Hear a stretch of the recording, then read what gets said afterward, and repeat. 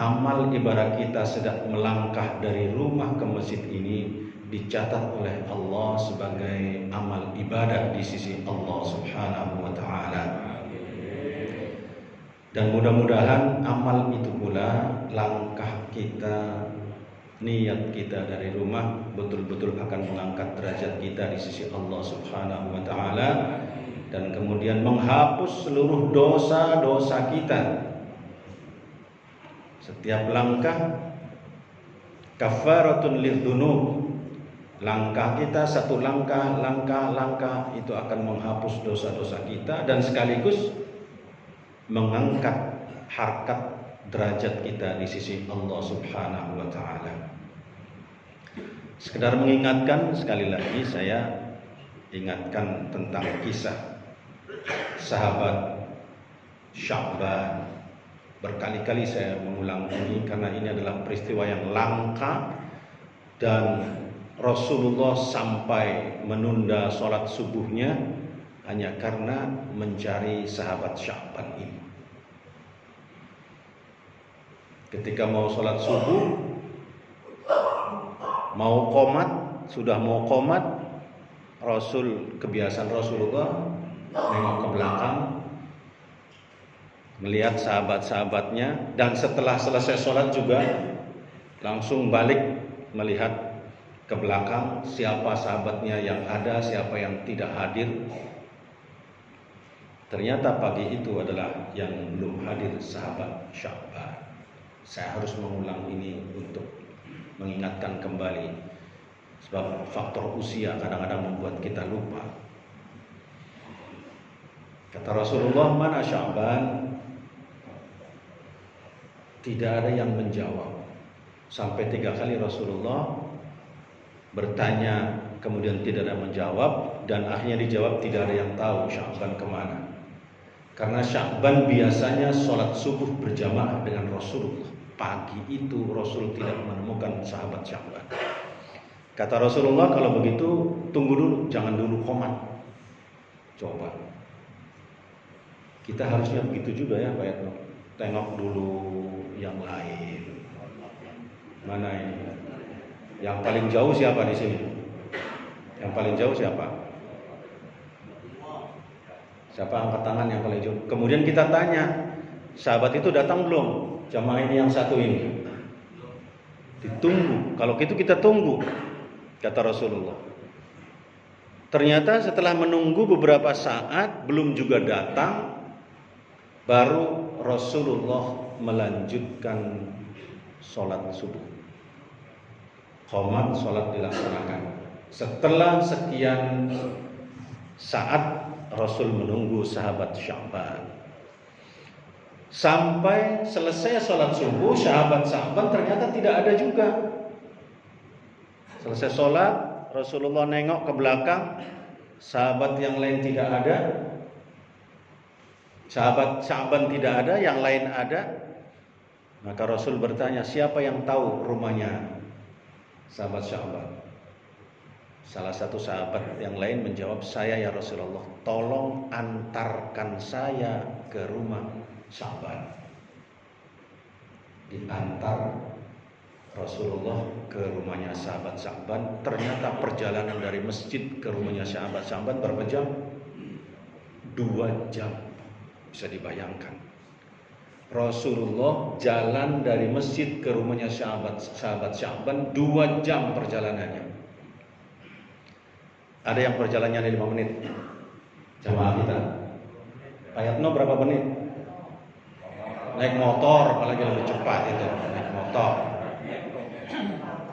Pak Udin dari seberang sana berapa menit Pak Udin? 5 menit cuma. Ada yang 10 menit. Pol, berapa menit Pol? 6 menit.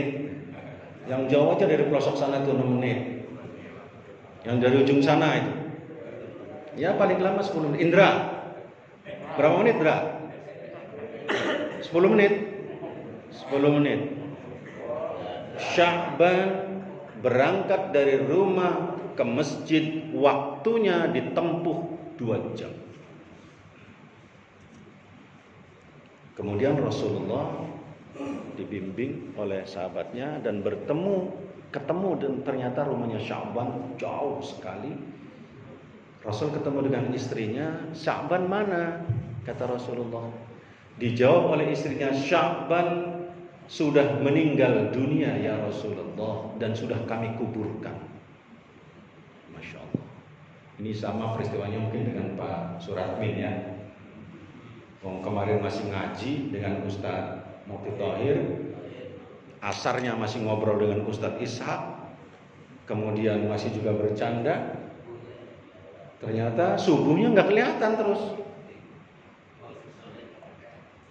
Subuh nggak kelihatan, SMS-an pada salah semua lagi SMS-annya itu. Ada yang masih mendoakan, ada yang sudah innalillahi, campur baur nggak karuan ini di grup itu. Semoga diangkat penyakitnya. Di atasnya sudah innalillahi. Mana yang benar? Gara-gara subuh tidak ada. Saya pas lagi masih di Jogja itu, ini mana yang benar informasi ini? Saya SMS siapa itu waktu itu ya? Saya japri. Ini mana yang benar? Oh Pak Sartomo sebagai ketua Fardu Kifayah. Saya SMS Pak Sartomo. Pak Sartomo, mana yang benar ini informasi ini? Saya bilang. Pak Sartomo bilang, yang benar yang sudah meninggal. Innalillahi. Saya masih berdoa terus, saya bilang ini. Berdoa untuk kesembuhannya. Ternyata informasinya karena subuh tidak ada. Subuh sudah tidak ada. Ini seperti sahabat-sahabat. Maka Rasul bertanya, apa pesan Sya'ban kepada engkau, kepada keluarganya? Tidak ada ya Rasulullah. Tidak ada wasiat apapun kecuali Sya'ban itu berteriak. Pertama teriakan dia, kenapa tidak semuanya saya berikan? Kenapa tidak semuanya? Setelah berteriak itu kemudian dia berbicara lagi, kenapa tidak saya berikan yang terbaru? Kenapa tidak saya berikan yang terbaru? Dan yang ketiga teriakan Sya'ban, kenapa tidak lebih jauh lagi? Kenapa tidak lebih jauh lagi? Nah, ini yang paling jauh lagi. Ini tim ini rombongan nih Pak Ustadz Uju ini. Coba. Sya'ban berteriak pada 3 hal itu. Istrinya tidak ngerti. Ngomong apa Sya'ban ini? Kenapa tidak saya berikan semuanya? Kenapa tidak yang lebih baik saya berikan? Kenapa tidak lebih jauh lagi? Termasuk orang di lingkungan gak ada yang paham arahnya kemana, maksudnya kemana. Akhirnya Rasulullah menjelaskan setelah istrinya memberitahu, ternyata Sya'ban 3 hal ini yang diteriaki oleh Sya'ban ketika mau meninggal dunia. Kenapa tidak saya berikan semuanya? Kata Rasulullah menjelaskan, Sya'ban itu ahli sedekah. Kalau mau makan, disobek rotinya, separuh untuk orang yang lewat, siapapun yang ada di depannya, dan separuh lagi dimakan untuk dirinya. Tapi ketika mau meninggal dunia, Sya'ban melihat pahalanya sedekah begitu besar pahala sedekah, maka dia berteriak, kenapa tidak saya berikan semua kalau begitu besar pahalanya? Kok separuh saya berikan? Separuh saja Pak, Sya'ban merasa rugi. Separuh dari yang dia miliki dia sedekahkan, dia masih merasa rugi ketika mau meninggal dunia. Loh, kita ada nggak yang sedekahnya separuh? Wah, bila perlu mana untuk saya lagi nih kok. Ini Sya'ban. Yang kedua, Sya'ban berteriak, kenapa tidak saya berikan yang terbaik? Dalam riwayat Sya'ban itu mau berangkat ke masjid musim dingin, tidak kuat. Begitu keluar rumah dia langsung disambar oleh angin. Nah, itu angin di Saudi itu apalagi kalau musim dingin tapi suasananya kering. Air itu, angin itu begitu lewat langsung nusuk ke tulang, Pak, ke sumsum. Sakitnya itu sampai orang bisa terjatuh. Saya pernah turun dari bus, kakinya baru nongol, terasa sakit bukan main, langsung nggak jadi turun itu. saking angin dinginnya di situ menusuk. Nah, sahabat Sya'ban begitu keluar rumah dia merasa dingin, balik lagi masuk ke dalam ngambil jaket lagi. Padahal dia sudah pakai jaket jas tebal. Masuk lagi ke dalam rumah, dia ngambil jaket satunya, rupanya jaket ini lebih bagus, dipakai dia. Jadi tambah hangat. Berjalan dia ke masjid. Di tengah-tengah jalan ketemu dengan seseorang yang sudah tua, yang tidak mampu berjalan karena kedinginan. Akhirnya Sya'ban mencopot jaketnya, yang baru dicopot, yang jelek juga dicopot, yang jelek ini diberikan kepada orang tua tadi. Setelah diberikan jaket, diangkat oleh Sya'ban, dipapah, bersama-sama berangkat ke masjid untuk sholat. Ini yang oleh Rasulullah digambarkan Sya'ban kecewa. Kenapa memberinya yang jelek, bukan yang baik yang di luar itu.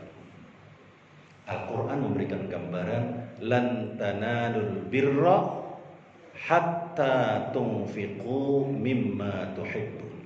Tidak sempurna kebaikan seseorang sampai dia memberi sesuatu yang dia cintai kepada orang lain. Ini jangan kemudian memberikan istri pada orang lain, bukan itu yang dimaksud. Istri yang paling dicintai dikasihkan ke orang lain, bukan itu. Harta yang paling kita cintai diberikan kepada orang butuh, kita berikan. Itu Sya'ban kecewa memberi yang jelek itu. Nah, kita sekarang ada gempa ini di mana? Cianjur. Ini ada gerakan nggak kita ini ya? Gerakan pengumpulan pakaian atau gerakan sodako? Siapa seksi sosial di sini? Pak Yatno ya? Pak Yatno? Larianto lagi sakit. Mana Pak Larianto? Hadir nggak? Oh, ini Pak Larianto ini. Sudah sehat Pak? Alhamdulillah sudah sehat ini. Mudah-mudahan sehat terus. Ini perlu digerakkan ini kemanusiaan. Banyak tuh Rasulullah itu bercerita tentang kemanusiaan. Rasulullah itu katanya senang keliling menolong orang, dan dia langsung dalam hadisnya mengatakan ini lebih utama ketimbang sholat sunnah 1000 rakaat. Menolong orang itu, menolong orang lebih utama ketimbang sholat sunnah 1000 rakaat. Sholat sunnah belum tentu diterima, tapi jelas menolong orang, membantu orang lain, membantu kesusahan orang lain, jelas realistis. Atau Umi ada Umi? Ada nggak Umi? Ini kelihatannya perlu digerakkan ini Umi.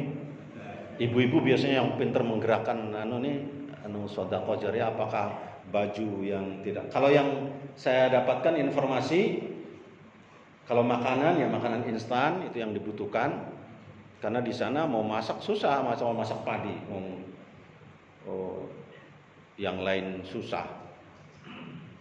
Kalau ya mungkin baju-baju juga yang layak pakai, jangan baju yang kemudian udah robek-robek dikasihkan, itu sama aja kita nitip buang sampah kalau begitu. Jangan sampai jamaah bersikap nitip buang sampah.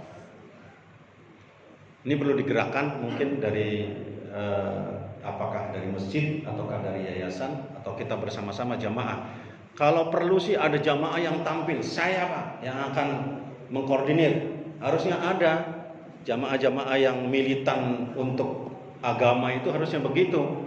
Atau anak muda, Indra barangkali Indra, saya akan koordinir gitu Indra, tampil. Iya, dikumpulkan di sini, berdiri di sini, ngumpulkan semua. Barangkali pagi ini sudah kita bisa dimulai ya. Pakaian-pakaian yang layak pakai, uang yang bisa digerakkan, diniati untuk membantu menolong. Subhanallah Pak, kemarin kita cerita dengan Ustaz Isa dan saya dapat informasi sangat banyak sekali masalah ini. Ternyata hampir semua pesantren yang sedang mendidik anak-anak di sana hancur semuanya. Pesantren-pesantren itu pesantren sumber-sumber ajaran Islam, terutama sumber Alfiyah itu katanya hancur.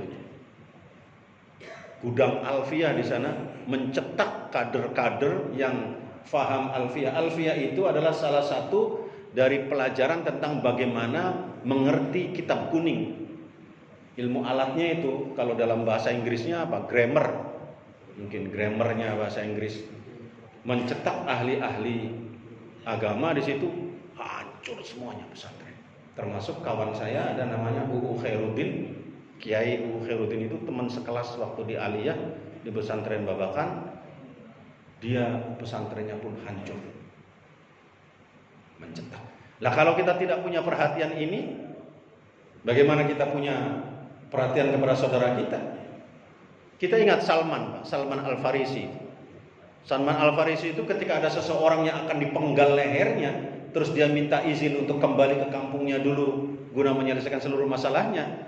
Ditanya oleh sahabat Umar, siapa anunya, boroknya? Tidak ada, saya tidak punya apa-apa. Tidak punya saudara, tidak punya yang saya jadikan sebagai borok. Borok itu apa? Borok itu borok. Jaminan. Salman, saya jaminannya. Kenapa engkau berani menjamin itu? Kata sahabat Umar. Jangan sampai ada orang muslim punya masalah, muslim yang lain tidak membantu menyelesaikan masalahnya. Salman coba tampil. Nah, jangan sampai kemudian kita tidak juga ada yang tergerak untuk membantu ini. Ini kemanusiaan yang sangat tinggi sekali nilainya. Dan ini yang dilakukan oleh sahabat Sya'ban. Kata Sya'ban, sering pernah membantu orang itu dan kemudian memberikan yang tidak terbaik, memberikannya. Sya'ban berteriak, kenapa tidak yang terbaik? Ini. Siapa kira-kira sebelum saya lanjutkan? Pak Haji Sigit, siapa kira-kira ini? Pak Lari lah, tunjuk yang deket aja gitu loh. Biar sehat Pak Larianto. Insya Allah Pak Larianto itu kalau nggak dikasih kerjaan sakit dia. Tapi kalau dikasih kerjaan sehat Pak Larianto ini. Tambah sehat, ini senangnya kita. Pak Lari, insya Allah kita bersama-sama ibu-ibu. Pokoknya pagi ini silakan, sudah ada yang ditampung di sini aja, ditampung.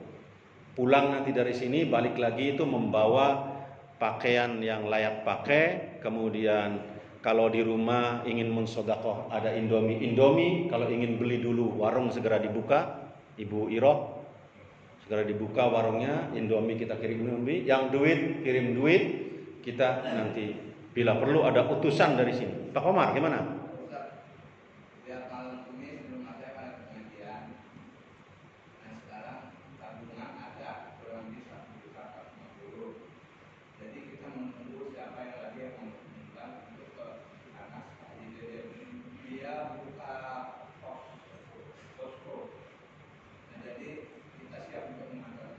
Ya, ini sudah ada nih relawan satu. Bila perlu kita ikut bersama. Fasiru fil ard, sambil kita jalan-jalan perhatikan kehidupan di permukaan bumi ini, apa yang terjadi dan bagaimana terjadi, akibat apa. Itu ajaran Al-Qur'an. Bila perlu kita jalan bersama ke sana sambil mencari hikmah atas kejadian itu. Jalan-jalannya jangan jalan-jalan nganggur, tapi jalan-jalan dalam rangka kita mencari hikmah dari Allah. Pak Haji Komar sudah siap untuk menampung. Nanti di sini silahkan nanti digabung bareng dengan Haji Komar bersama-sama. Bila perlu berangkat, ayo kita sama-sama berangkat nanti ke sana untuk ya menolong saudara-saudara kita yang terkena musibah. Kita bersyukur kita nggak kena. Coba kalau kita yang kena, seperti apa kira-kira? Posisikan kita seperti mereka. Posisikan kita seperti mereka, seperti orang-orang yang ada cincin di Cianjur, sehingga kita merasakan empati atas kejadian itu. Ini, jangan sampai nanti kita menyesal begitu mau meninggal dunia. Waduh, kenapa saya tidak memberikan sedekah pada Cianjur? Sehingga kita berteriak, laula akhartani ila ajalin qarib, ya Allah tunggu sebentar kematianku, tunggu ya Allah. Untuk apa? Saya mau membantu orang Cianjur. Udah selesai kata Allah Cianjurnya. Kamu sudah mau meninggal dunia. Gak bisa. Ini jangan sampai. Mari sekali lagi nanti setelah pengajian ini selesai, setelah kita sarapan bersama, balik lagi ke sini bawa pakaian yang layak, yang punya uang bawa uang. seikhlasnya. Ikhlas itulah yang akan memberikan keberkahan. Yang punya makanan, kita punya makanan, nanti gabung dengan pengajiannya Pak Haji Komar, kita gabungkan untuk bersama-sama. Kapan berangkat Pak Haji Komar, kita bersama-sama berangkat ke sana. Insya Allah kita mendapatkan keberkahan dan kebaikan atas semua itu. Mudah-mudahan ini Allah memudahkan ikhtiar kita semua. Dan yang ketiga, kata sahabat Sya'ban, kenapa tidak lebih jauh lagi? Ternyata begitu mau meninggal dunia, sahabat Sya'ban melihat pahala sholat subuh sangat besar sekali pahalanya. Sangat besar pahala jamaah subuh. Apalagi Rasul mengatakan 2 rakaat sebelum subuh, apa itu? Melebihi dunia dan seisinya. Sekarang kalau saya gambarkan begini Pak. Seumpama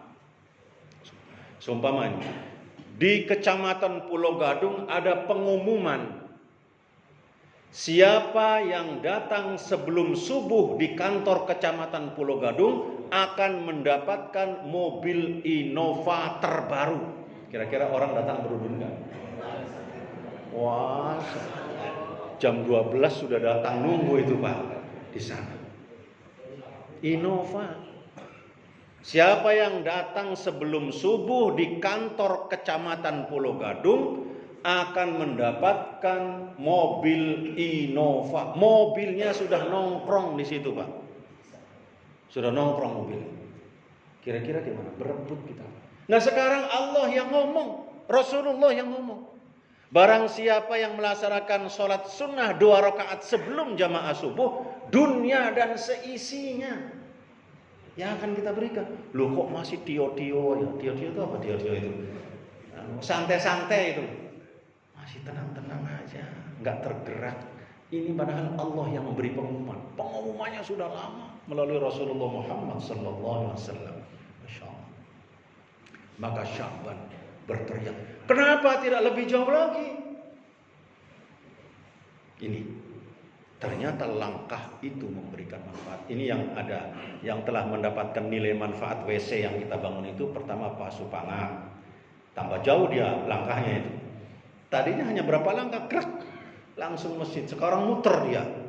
Awalnya dia sedih, Ustaz, saya tambah jauh. Nah, tambah banyak pahalanya, tambah capek. Awalnya dia ngomong gitu. Sekarang dia sudah merasakan, ternyata tambah pahalanya dari Allah. Terus Pak Basroni, siapa lagi? Pak Udin. Itu yang dari belakang-belakang sini, yang kalau biasanya lewat samping seret langsung masuk. Sekarang ketutup pintunya karena WC untuk melayani umat. Maju lagi ke sana dia. Tambah banyak. Ternyata pas banget bilang kurang banyak masih. Kurang jauh. Nanti kita tutup lagi Pak Supangat sebelah sananya. Muter semua ke sana itu. Muter. Ini tambah banyak. Ini yang diteriaki oleh sahabat Sya'ban. Segitu jauhnya masih kurang jauh.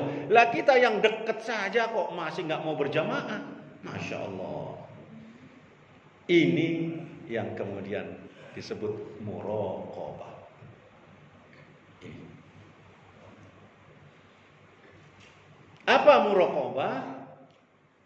Muraqabah itu sebuah kesadaran pada diri kita bahwa segala sesuatu disaksikan oleh Allah, diperhatikan oleh Allah. Ini. Sahabat Sya'ban merasa betul apa yang dilakukan disaksikan oleh Allah. Makanya dia mau sedekah, mau nolong orang, mau kemudian berangkat ke masjid dalam jarak yang cukup jauh. Ini Pak.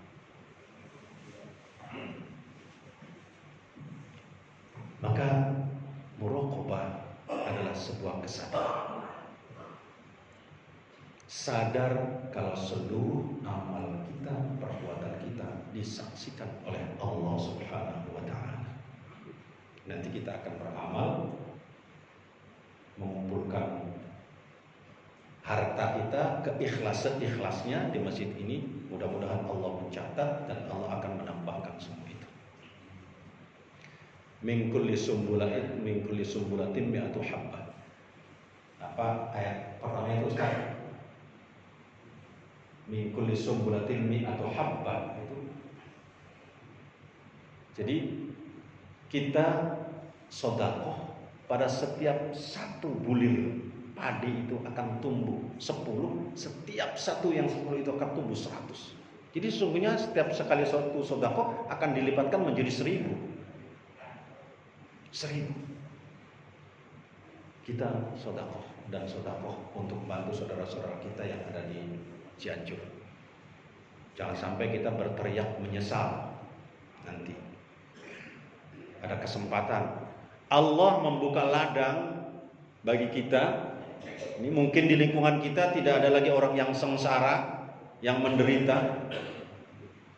Maka membuka ladang dengan adanya kejadian di sana, Allah membuka itu ladang. Silakan segera dibuka untuk sedekah kita, amal kita, menolong kemanusiaan kita. Ini. Mari sekali lagi saya selaku Ketua DKM Masjid Jami Nurul Huda mengajak kepada rekan-rekan semua untuk menggalang ini.